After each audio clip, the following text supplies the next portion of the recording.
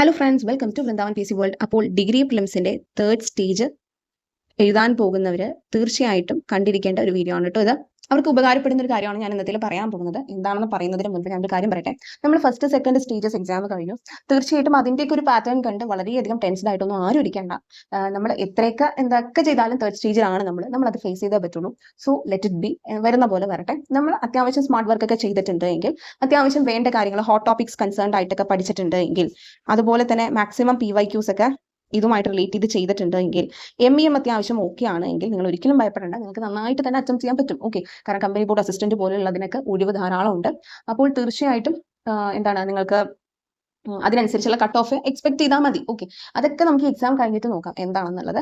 ഇപ്പോൾ നമ്മൾ ഈ ഒരു തേർഡ് സ്റ്റേജിന് വേണ്ടിയിട്ട് ചെയ്യേണ്ട ഒരു കാര്യം, നിങ്ങൾ ഇപ്പോൾ പഠിക്കുമ്പോഴാണെങ്കിലും ശ്രദ്ധിക്കേണ്ട ഒരു കാര്യം, മാക്സിമം കാര്യങ്ങൾ നിങ്ങളൊന്ന് ഇംഗ്ലീഷിൽ പഠിക്കാൻ ശ്രമിക്കുക കേട്ടോ. കാരണം ഇപ്പോൾ സെക്കൻഡ് സ്റ്റേജിൽ മലയാളത്തിന്റെ ക്വസ്റ്റ്യൻസ്, മലയാളം മീഡിയം ക്വസ്റ്റ്യൻസ് വെച്ച് ആൻസർ ചെയ്യാൻ ശ്രമിക്കുന്നവർക്ക് ഒരു പണി കിട്ടാൻ ചാൻസ് ഉണ്ട്. കാരണം ട്രാൻസ്ലേറ്റ് ചെയ്ത് വന്നപ്പോൾ മലയാളത്തിലെ ക്വസ്റ്റ്യനിൽ ഉണ്ടാകുന്ന ഐഡിയ വേറെയാണ്, ഇംഗ്ലീഷിന്റെ വേറെയാണ്. അപ്പോൾ എപ്പോഴും ഒരു ഫൈനൽ ആൻസർ ആയിട്ട് എടുക്കുന്നത് ഇംഗ്ലീഷ് ക്വസ്റ്റ്യൻസ് വെച്ചിട്ടായിരിക്കും. സോ മലയാളം നോക്കി ചെയ്യുന്നവർക്ക് അതൊരു ബുദ്ധിമുട്ടാണ്. സോ നിങ്ങൾ PYQ പ്രാക്ടീസ് ചെയ്യുകയാണെങ്കിൽ എപ്പോഴും ഇംഗ്ലീഷ് വെച്ചിട്ട് തന്നെ മാക്സിമം പ്രാക്ടീസ് ചെയ്യാം. ഇംഗ്ലീഷ് വായിച്ചിട്ട് എന്തെങ്കിലും കൺഫ്യൂഷൻ ഉണ്ടെങ്കിൽ മാത്രം മലയാളത്തിലേക്ക് പോകാൻ പാടുള്ളൂ, അല്ലെങ്കിൽ വെറുതെ നമ്മുടെ മാർക്സ് സ്പോയിൽ ആകും. ഓക്കെ, അങ്ങനെ രണ്ടെണ്ണം കൊണ്ടാണ് ഞാനിപ്പോൾ സെക്കൻഡ് സ്റ്റേജിൽ കണ്ടത്.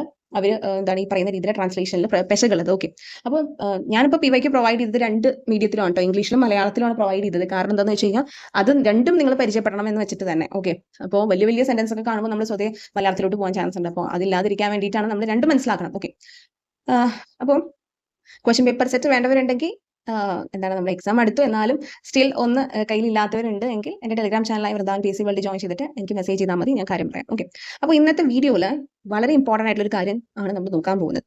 നമ്മളുടെ IT എന്ന് പറയുന്ന സബ്ജക്ട് മിക്കവർക്കും ഇത്തിരി ബുദ്ധിമുട്ടാണ്. വളരെ ടഫ് ക്വസ്റ്റ്യൻസ് ഒക്കെ അതിൽ നിന്ന് വരാറുണ്ട്. അപ്പോൾ ഞാൻ ഇതുമായിട്ട് റിലേറ്റ് ചെയ്തിട്ട് ITക്ക് നമുക്കൊന്ന് ക്വിക്ക് റീക്യാപ്പ് എന്നുള്ള രീതിയിൽ നോക്കാൻ പറ്റുന്ന കുറച്ച് കാര്യങ്ങൾ സോർട്ട് ചെയ്തിട്ട് നോട്ട് പോലെ സെറ്റ് ചെയ്തിട്ടുണ്ട്. ഫസ്റ്റ് ഇതിൽ പറഞ്ഞിട്ടുള്ളത് സൈബർ ക്രൈംസ് ആണ്. സൈബർ ക്രൈംസ് പഠിക്കുമ്പോൾ നമ്മൾ വെറുതെ ഫിഷിങ്ങും അതുപോലെ തന്നെ സ്പാമിങ്, റാൻസം വെയർ ഇത് മാത്രം പഠിച്ചിട്ട് കാര്യമില്ല. കുറച്ചും കൂടെ അഡ്വാൻസ്ഡ് ലെവലിലുള്ള സൈബർ ക്രൈംസ് നോക്കുന്നത് നല്ലതാണ്. പക്ഷെ ഞാൻ എക്സാം ഓറിയന്റഡ് ആയിട്ട് മാത്രമുള്ള സൈബർ ക്രൈംസ് ആണ് ഇവിടെ സോർട്ട് ഔട്ട് ചെയ്ത് ഡെഫിനിഷൻ പോലെ സെറ്റ് ചെയ്തിട്ടുള്ളത്. ഇതെല്ലാം ചോദിച്ചു കണ്ടിട്ടുണ്ട്. അതായത് cyber squatting, phishing, vishing, okay, അതുപോലെ stalking, ransomware, DOS denial of service, DDoS distributed denial of service, അതുപോലെ smishing, virus, worms, trojan horse, ഇങ്ങനെയുള്ള ധാരാളം സൈബർ ക്രൈംസ് എഴുതിയിട്ടുണ്ട്. കാരണം ഇത് നിങ്ങൾ തീർച്ചയായിട്ടും അറിയണം. ഓരോന്നിന്റെ ഡെഫിനിഷൻ നമുക്ക് വളരെയധികം കൺഫ്യൂസിംഗ് ആണ്. അപ്പോൾ നിങ്ങളൊന്ന് കൃത്യമായിട്ട് വായിച്ച് മനസ്സിലാക്കണം കേട്ടോ. ഇംഗ്ലീഷിലാണെങ്കിലും മലയാളത്തിലാണെങ്കിലും കൃത്യമായിട്ട് വായിച്ച് മനസ്സിലാക്കണം എന്താണെന്നുള്ളത്. കാരണം ഒന്ന് മറ്റൊന്നിനോട് സിമിലർ ആയിട്ട് നമുക്ക് തോന്നാം. അപ്പോൾ അതാണ് ഞാൻ ആദ്യം സോർട്ട് ഔട്ട് ചെയ്തത് കേട്ടോ. പിന്നെ ഇവിടെ സിസ്റ്റം സോഫ്റ്റ്വെയർ ആണ് ചെയ്തിട്ടുള്ളത്. സിസ്റ്റം സോഫ്റ്റ്വെയർ ഇമ്പോർട്ടൻ്റ് ആണെന്ന് അറിയാലോ. അതിൽ സിസ്റ്റം സോഫ്റ്റ്വെയറിൽ ഏറ്റവും ആദ്യം വരുന്ന ആൾ ഓപ്പറേറ്റിംഗ് സിസ്റ്റം ആണ്. ഓപ്പറേറ്റിംഗ് സിസ്റ്റത്തിന്റെ ഡെസ്ക്ടോപ്പ് OSന്റെയും മൊബൈൽ OSന്റെയും എക്സാമ്പിൾസ് ഇവിടെ കൊടുത്തിട്ടുണ്ട്. ഇത് തീർച്ചയായിട്ടും നിങ്ങൾ നോക്കി വെക്കണം. കാരണം ഈ ഡെസ്ക്ടോപ്പ് OS തന്നെ സെപ്പറേറ്റ് ആയിട്ട് ചോദിക്കാം. ഓക്കെ, താഴെ തന്നിട്ടുള്ളവയിൽ ഡെസ്ക്ടോപ്പ് OS ആയിട്ടുള്ളത് ഏതാണെന്നുള്ള രീതിയിൽ. അപ്പോൾ ഞാനെല്ലാം ഒരു പോസിബിലിറ്റി കണ്ടിട്ടാണ് കേട്ടോ ചെയ്യുന്നത്. ഇനി എക്സാമിന് എക്സ്പെക്ട് ചെയ്യാം. നമ്മളെല്ലാം ഇതുവരെ വന്നത് കണ്ടിട്ടാണല്ലോ ഒരു എക്സ്പെക്ടേഷൻ പറയുന്നത്. അപ്പോൾ നമുക്കറിയില്ല ഏത് തരത്തിൽ വേണമെങ്കിൽ അവർ ചോദിക്കാം. കുറച്ചും കൂടി ഇൻഡെപ്തിൽ വേണമെങ്കിൽ ചോദിക്കാം, ചിലപ്പോൾ എളുപ്പമായിട്ടും ചോദിക്കാം. ചോദിച്ചാൽ എളുപ്പത്തിൽ കിട്ടാൻ വേണ്ടിയിട്ട് ഇങ്ങനത്തെ കാര്യങ്ങളൊക്കെ നമുക്ക് ഈസി ആയിട്ട് പെട്ടെന്ന് നോക്കാൻ പറ്റുന്നതായതുകൊണ്ടാണ് കേട്ടോ ചെയ്തിട്ടുള്ളത്. പിന്നെ ലാംഗ്വേജ് പ്രോസസ്സേഴ്സ്, അത് ജസ്റ്റ് ഒരു 1 ലൈൻ ഡെഫിനിഷൻ പോലെ കൊടുത്തിട്ടുണ്ട്. അസംബ്ലർ, കമ്പൈലർ, ഇന്റർപ്രറ്ററിന്റെ. അതുപോലെ യൂട്ടിലിറ്റി സോഫ്റ്റ്വെയർസ് എന്ന് പറയുന്ന വിഭാഗത്തിൽ വരുന്നത് ആരൊക്കെയാണ്? നമ്മുടെ ആന്റിവൈറസ്, ഡിസ്ക് ക്ലീനേഴ്സ്, അങ്ങനത്തെ സംഭവങ്ങളൊക്കെയാണ്. അപ്പോൾ അതൊക്കെ കൊടുത്തിട്ടുണ്ട് ഇവിടെ. അതുപോലെ ആപ്ലിക്കേഷൻ സോഫ്റ്റ്വെയർ വളരെ ഇമ്പോർട്ടൻ്റ് ആണ്.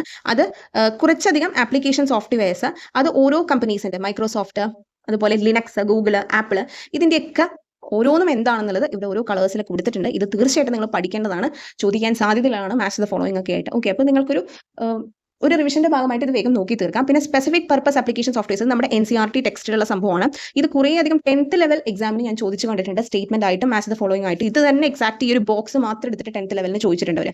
അപ്പോൾ നമുക്കും വേണമെങ്കിൽ എക്സ്പെക്ട് ചെയ്യാം. കാരണം ഇത് സ്പെസിഫിക് പർപ്പസ് ആപ്ലിക്കേഷൻ സോഫ്റ്റ്വെയർസ് ആണ്. ഇത് ഇങ്ങനെ തന്നെ ഓരോന്നിന്റെയും പർപ്പസ് എന്താണ് എന്നുള്ള രീതിയിൽ ചോദിച്ചിട്ടുണ്ട്. അതുകൊണ്ട് ഞാനൊരു ആഡ് ഓൺ എന്നുള്ള രീതിയിൽ കൊടുത്തതാണ്. പിന്നെ AI പ്ലാറ്റ്ഫോംസ് ഓരോന്നിന്റെയും, അതുപോലെ തന്നെ അതിന്റെ ഫൗണ്ടേഴ്സും കൊടുത്തിട്ടുണ്ട്. കാരണം മുൻപത്തെ ഒരു മെയിൻ എക്സാമിന് എക്സാക്ട് ആയിട്ട് എടുത്ത് ചോദിച്ചിട്ടൊക്കെ ഉണ്ടായിരുന്നു AI സംബന്ധിച്ച്. അപ്പോൾ നമുക്ക് എക്സ്പെക്ട് ചെയ്യാൻ സാധ്യതയുണ്ട്. ഇപ്പോൾ ഇവിടെ ഒരു എക്സ്ട്രാ ഏറ്റവും കൂടുതൽ ശ്രദ്ധിക്കേണ്ടത്, നമ്മൾ ലേറ്റസ്റ്റ് ആയിട്ട് കുറേ വീഡിയോസിലൊക്കെ ആഡ് പോലെയൊക്കെ കാണുന്നതാണ് പെർപ്ലെക്സിറ്റി എന്ന് പറയുന്നത്. പെർപ്ലെക്സിറ്റി AI എന്ന് പറയുന്നത് അത് പലപ്പോഴും ആഡ് ആയിട്ടൊക്കെ വരാറുണ്ട് അല്ലേ? നിങ്ങൾ ശ്രദ്ധിച്ച് കാണും. അത് ഒരു ഇന്ത്യക്കാരൻ്റെ എന്താണ് AI ചാറ്റ് ബോട്ടാണ്. അത് അരവിന്ദ് ശ്രീനിവാസ് എന്ന് പറയുന്ന ഒരു വ്യക്തിയുടെയാണ്. അപ്പോൾ തീർച്ചയായിട്ടും അദ്ദേഹം കണ്ടുപിടിച്ചതാണ്. വളരെയധികം എന്താണ് പ്രചാരം നേടി അല്ലെ കുറച്ച് സമയം കൊണ്ട്. അപ്പോൾ നമ്മൾ കണ്ടിട്ടുണ്ട്. അപ്പോൾ കണ്ടിട്ടുണ്ടെങ്കിൽ നമുക്ക് അതിന്റെ ഫൗണ്ടറൊക്കെ ചിലപ്പോൾ നമ്മൾ ഇപ്പോഴായിരിക്കും ശ്രദ്ധിക്കുന്നത്. പിന്നെ ഇവിടെ മെമ്മറി ഡിവൈസസിന്റെ ആ ഒരു സംഭരണ ശേഷി എങ്ങനെയാണ്, അതിന്റെ സൈസ് എങ്ങനെയാണെന്നുള്ള NCERT-യിൽ അതേ ടേബിൾ ആണത്. പക്ഷേ ഇവിടെ ഒരു ശ്രദ്ധിക്കണം, ക്വസ്റ്റ്യൻ എങ്ങനെയാണ് ചോദിക്കുന്നത് എന്നുള്ളത് പലപ്പോഴും അവർ ഫാസ്റ്റസ്റ്റ് മെമ്മറി എന്നുള്ള രീതിയിൽ ഓപ്ഷൻ ചെയ്ത് ക്യാഷ് ആണ് എടുക്കാറുള്ളത്. കാരണം CPU-ന്റെ പുറത്ത് എന്നുള്ള രീതിയിൽ ക്യാഷ് ആണ് എടുക്കാറുള്ളത്. CPU-ന്റെ അകത്താണ് രജിസ്റ്റർ എന്ന് പറയുന്ന സംഭവം. അപ്പോൾ ഇറ്റ് ഡിപ്പെൻസ്. ശരിക്കും ഫാസ്റ്റസ്റ്റ് രജിസ്റ്റർ ആണ് ഈ ഒരു ടേബിൾ പ്രകാരമെങ്കിലും ഓപ്ഷനിൽ അവർ പലപ്പോഴും ക്യാഷ് എന്നുള്ളത് ചൂസ് ചെയ്യാറുണ്ട്. കാരണം ക്യാഷ് CPU-ന്റെ പുറത്താണ്. അപ്പോൾ അങ്ങനെ എന്തെങ്കിലും സ്പെസിഫിക്കേഷൻ ഉണ്ടോ എന്ന് നിങ്ങൾ മനസ്സിലാക്കണം കേട്ടോ. ഈ ഒരു ടൈമിൽ എന്താണ് RAM, ROM, ഹാർഡ് ഡിസ്ക് എന്നൊക്കെ നിങ്ങൾക്ക് അറിയാമായിരിക്കും. അതുകൊണ്ട് ഞാൻ അതിന്റെ ഡെഫിനേഷൻ ഒന്നും പറയാൻ ഉദ്ദേശിക്കുന്നില്ല. നിങ്ങൾക്കൊരു ജസ്റ്റ് അറ്റ് എ ഗ്ലാൻസ് നോക്കണം. അതിനാണ് ഇതൊക്കെ ചെയ്തിട്ടുള്ളത് കേട്ടോ. പിന്നെ അഡ്രസ്സസ് ഇൻ എ നെറ്റ്വർക്ക്, ഇത് ഒരിടയ്ക്ക് ചോദിച്ച് കണ്ടിട്ടുള്ളതാണ്. അതായത് ഈ MAC അഡ്രസ്സിൽ എത്ര ബിറ്റ് ഉണ്ട്, എത്ര ഡിജിറ്റ് ഉണ്ട്, അതുപോലെ തന്നെ അതിന്റെ ഗ്രൂപ്പിംഗ് അങ്ങനെ കാര്യമായിട്ട് ഒരിടയ്ക്കും കണ്ട് ഞാൻ ചോദിച്ചു കണ്ടിട്ടുണ്ട്. അല്ലാതെ ഇതിന്റെ ബിറ്റുകളുടെ എണ്ണം ഒന്ന് നോക്കി വെക്കുക കേട്ടോ. IPv4, IPv6 ഇങ്ങനെയുള്ള അഡ്രസ്സുകളുടെ സംഭവങ്ങൾ അതൊരു ബോക്സ് ആയിട്ട് കൊടുത്തിട്ടുണ്ട്. ഓക്കെ, അപ്പോൾ ഇത്രയും കാര്യങ്ങൾ ഞാൻ ഈ ഒരു IT-ക്ക് വേണ്ടിയിട്ടുള്ള ഇമ്പോർട്ടൻറ്റ് പോർഷൻസ് എന്നുള്ള രീതിയിൽ ജസ്റ്റ് സെറ്റ് ചെയ്തിട്ടുണ്ട്. ഇതിപ്പോൾ സെറ്റ് ചെയ്ത് എടുത്തതാണ് കേട്ടോ. ഞാൻ പറഞ്ഞ ടൈം കിട്ടുന്ന അനുസരിച്ചാണ് സെറ്റ് ചെയ്തെടുക്കുന്നത്. അപ്പോൾ ഇത് കുറച്ചധികം പേർക്ക് ബുദ്ധിമുട്ടാണെന്ന് അറിഞ്ഞപ്പോൾ ഞാൻ ജസ്റ്റ് ഒന്ന് ഇതാക്കി എടുത്തതാണ്. അപ്പോൾ ഇത് ആക്സസ് ചെയ്യണം എന്നുള്ളവർ ഇപ്പോൾ IT-യുടെ ആണെങ്കിലും ഇതും എക്കണോമിക്സിന്റെ കുറച്ച് ചെറിയ ചെറിയ ഫോർമുലാസ് പോലെ ഞാൻ ഓൾറെഡി വീഡിയോ ചെയ്തിട്ടുണ്ടായിരുന്നു എന്താണ് ഇതിലെന്നുള്ളത്. കുറച്ച് ഇക്വേഷൻസ്, നമുക്ക് വേണ്ട കാര്യങ്ങളും, അതുപോലെ മലയാളത്തിന്റെ കുറച്ച് വൊക്കാബ് പോർഷൻസ്, ഇംഗ്ലീഷിന്റെ വൊക്കാബ് പോർഷൻസ്, അതുപോലെ തന്നെ മാത്സിന്റെ ഫോർമുല ഷീറ്റ്, ഇതൊക്കെ അടങ്ങിയ നോട്ട്സ് ഞാൻ പറഞ്ഞല്ലോ. നമ്മുടെ ചാനലിന്റെ മെമ്പർഷിപ്പ് ലെവൽ 1 എടുത്തവർക്ക് ആക്സസ് ചെയ്യാൻ പറ്റും.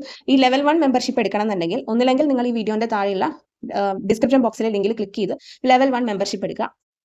അപ്പോൾ നിങ്ങൾക്കിനി ഡിസ്ക്രിപ്ഷൻ ബോക്സിലെ ലിങ്കിൽ ക്ലിക്ക് ചെയ്തിട്ട് കിട്ടുന്നില്ല എങ്കിൽ നിങ്ങൾ എൻ്റെ ഈ യൂട്യൂബ് ചാനലിന്റെ ഹോമിൽ നോക്കുമ്പോൾ സബ്സ്ക്രൈബിന്റെ അപ്പുറത്തായിട്ട് ജോയിൻ എന്ന് പറഞ്ഞ് കിടക്കുന്നുണ്ട്. അതിൽ ക്ലിക്ക് ചെയ്ത് ലെവൽ 1 മെമ്പർഷിപ്പ് എടുത്താലും മതി.